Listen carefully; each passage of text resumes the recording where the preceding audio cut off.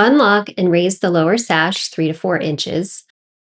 Slide the tilt latches in toward the center of the sash and pull the top of the sash to the interior. The exterior of the lower sash can now be cleaned.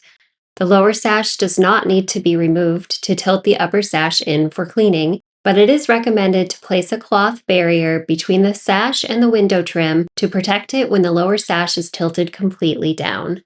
Lower the upper sash at least 3 to 4 inches so the upper sash tilt latches may be accessed.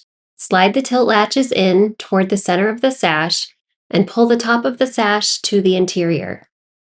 The exterior of the upper sash can now be cleaned. Once cleaning has been completed, tilt the upper sash back to its upright position and slide it all the way up. Tilt the lower sash upright and lower the sash.